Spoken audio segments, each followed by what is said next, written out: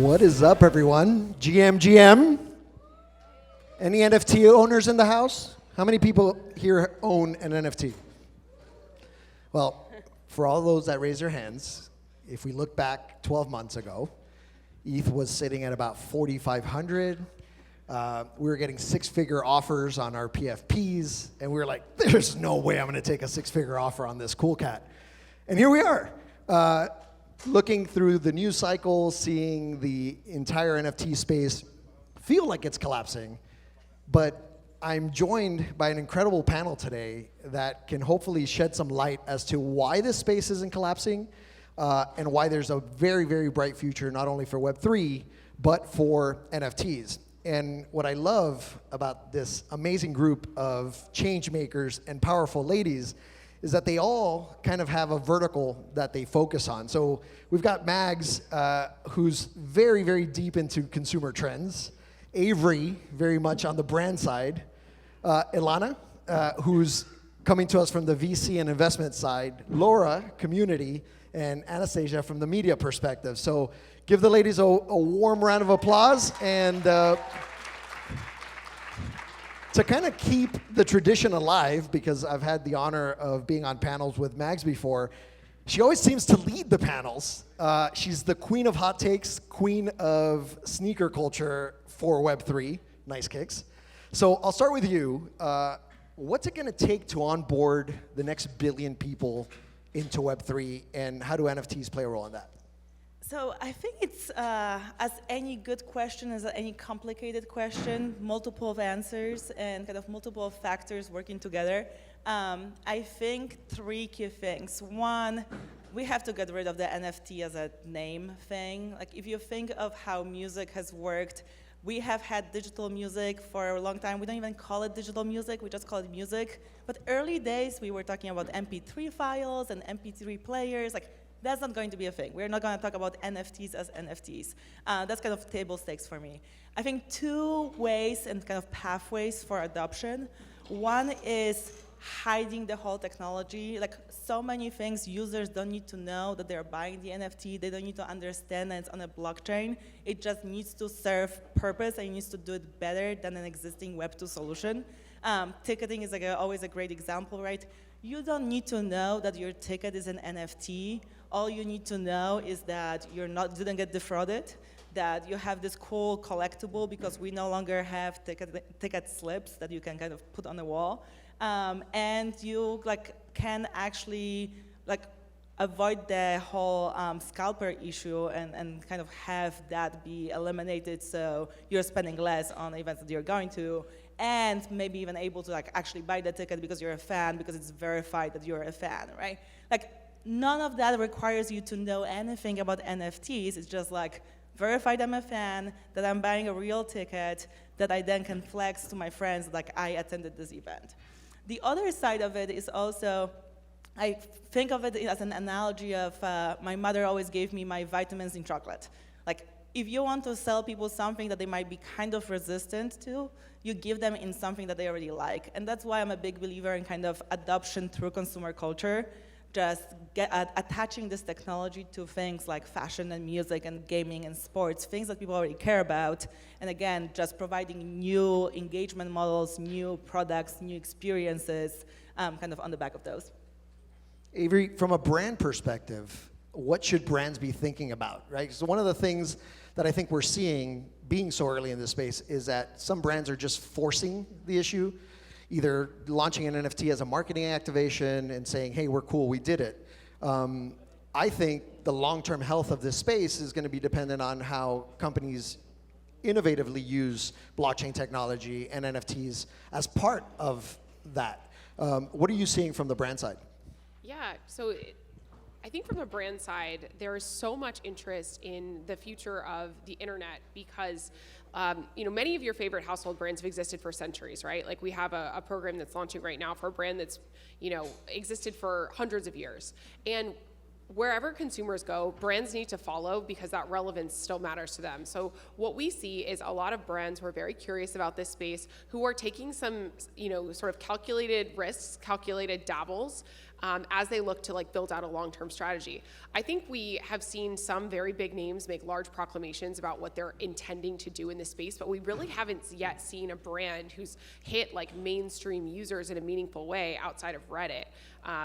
So what I see is a lot of brands interested in this space, experimenting in the space, curious about how they can build and do something that, to Mags's point, is additive beyond what they can do in sort of the Web2 ecosystem and through social media. I think one of the bigger barriers is scale, but one of the bigger opportunities is doing something that creates aligned incentives and really leverages Web3 technology to build a community, to enhance consumer relationships, to entrench brands in a deeper relationship with their consumers through loyalty programs and mechanisms.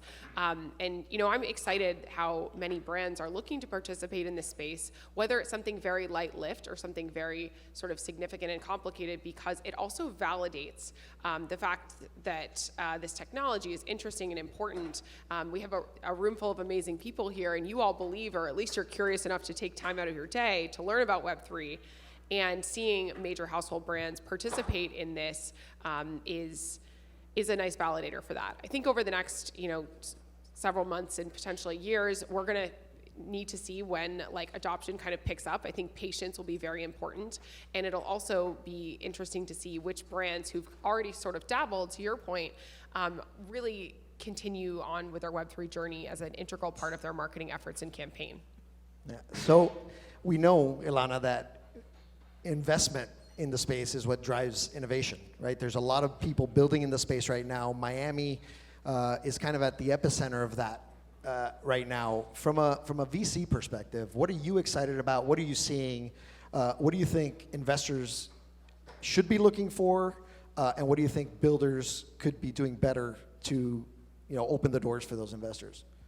Yeah, for sure. So I think a lot of people are in denial if they don't believe that we're heading to a more digital ecosystem. I mean, somebody said something to me yesterday that really stuck with me, and it was like, okay, if you had to choose between all the pictures on your phone or all the pictures in your house, your physical prints, which one would you pick?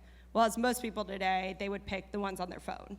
And that's just one way, and I know that this panel specifically is about NFTs, that we believe that truly there's so much value in NFTs and around digital assets. But then from a venture perspective, we really look and believe that we're gonna be in a world where we eat, play, learn, and then also that other piece of it where we earn in this digital ecosystem. And so we're really generalists at Redbeard Ventures, and we look at all different aspects, but I truly believe that the companies are gonna be able to nail the utility behind tokenomics and really incentivize people to go to learn and then get incentivized through their tokens. That's gonna be a really important aspect of Web3 and then crypto as a whole. You brought up a great point about ownership, right? This ownership economy. And I think that's something that's quite unique to Web3, and the other thing it's not unique just to Web3, but it really is at the heart of Web3 is community, right?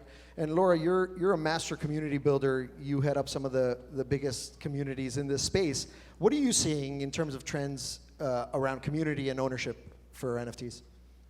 I think that when we speak about community, it's so broad, right? And people get confused when we kind of take this ownership over community in Web3. But the reality is that now, as consumers, we become part of these brands. We become part of this journey. And the main difference that I see, the successful communities in this space were the ones that had an innovative idea first, right? That actually are doing something different. People don't want to be part of a community that is doing a copy-paste project. People don't want to be part of a community that you think, hey, you know what, I could easily replicate this over and over again. So to me, not only the importance of being part of, you know, something that's fun and exciting, and we're expanding our network and our net worth, but then also people are branding for you. The reality is that your friends are now representative of the same brand, and by really nurturing the community aspect of, you know, the Web3 space for me is not only global inclusion, but the importance of why ownership. So I think it ties into why are we here in the first place, right? Like the blockchain. Why is authenticity important? Transparency, and everything that comes within the Web3 space. So for me is to really see how once we're part of this storytelling, it is a game changer. So it's been so exciting to me to be part of this and continue to encourage people to come in, but please innovate. Don't get tired. Don't just look at someone else and saying, hey, you know what? This ABC process worked out for them. I'm gonna do the same thing for my brand. We could do so much better if we really do the critical thinking and the critical work and work with the people within the space to make this long lasting and build real communities. I would agree with that. I think experimentation in this space right now is so important. People need to play. People need to see what works, see what doesn't work. It's okay to fail. Some of the biggest successes in terms of the business world have come from massive failures. So I think we're ripe for that right now. We're super early. And I think a big factor that drives what's going on today, and at least the public perception of it, is media, right? So from a media perspective, Anastasia, what are you seeing, and what do you think? How can the media help support, or just give us a hot take from your view? I think the answer could be endless, because we have the best position ever, because we can observe NFT impact on all angles around. And we are so excited about this, because NFT and Web3 bring so much more opportunities to artists, to digital creators, to the whole world of crypto, and we can be involved in so many things. So, for example, we recently made the whole series for our partner from Hollywood, Solis, how entertainment goes to Web3 space using NFTs. So many traditional companies starting to use NFTs and to use second screen to catch audience second time and the third time and the first time. So we are so excited to join and to build the bridge between all the traditional businesses and crypto and blockchain. Finally, we can be the whole part of the big family and create all this space together. And in terms of audience, as you said, and in terms of community building, it's very important, because for media, community is a basic thing. And if we can develop and educate and everything in terms of from investments till the content creation, we are ready to support and observe. And we, of course, receiving tons of content, press releases, and tons of projects who trying to touch the trend, to explore the space. And you cannot even imagine how excited we are to see all those changes and to participate. How media can help? Of course, we can build a bridge of trust, because we can tell the good story and we can introduce these projects to the market in the best possible vision. So come to us, text us, find us. We are ready to cover. That's beautiful. So you brought up a really interesting use case, which is the second screen experience. I haven't heard a lot of people talk about that in terms of the application for NFTs. I'll open this question up to anybody who wants to take it. Any cool applications of Web3 that you've seen so far or that you're excited about?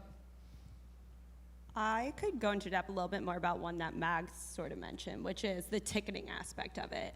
I think right now, I know I specifically have actually been ripped off before, and I bought a ticket, it was a complete scam, and I couldn't go into the concert.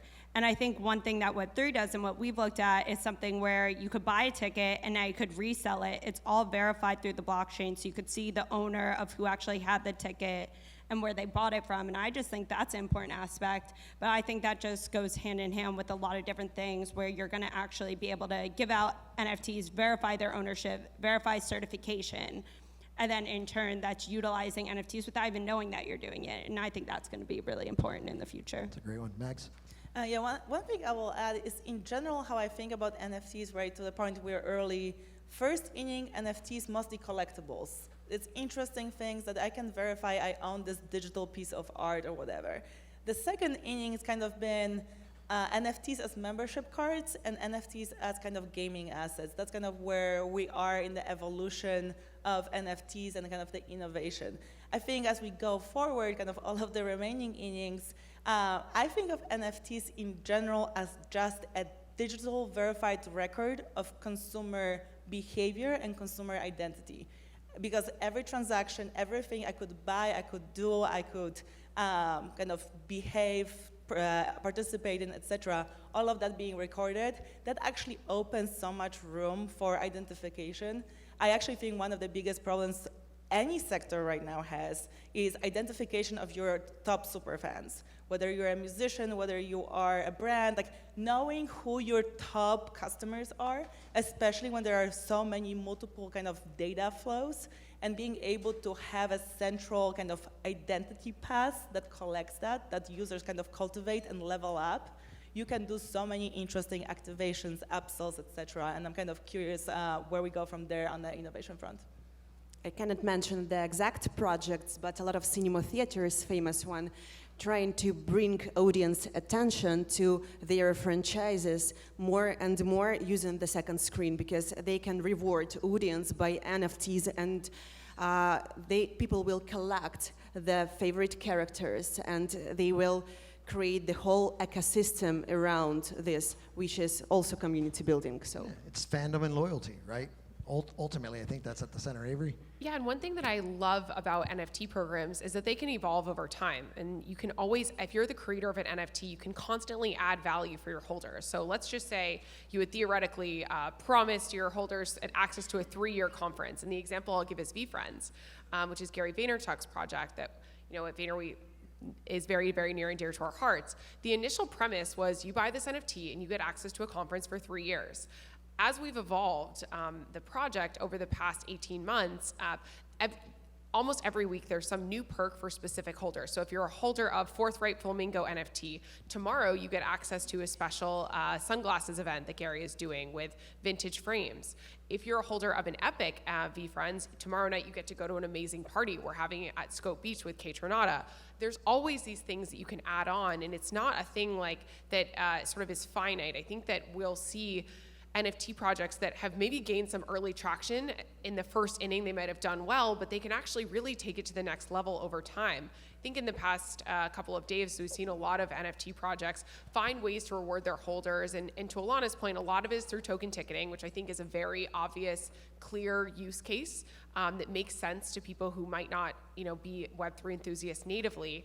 But where it goes in the future is that you can always add on things. You can track their behavior online and reward them and incentivize them. You can link this to physical products that might be token gated or give them for free. And there are so many more things that I think will continue to come on top of this, whether that's in media, in physical apparel and merchandise, in digital access and experiences that will continue to evolve over time.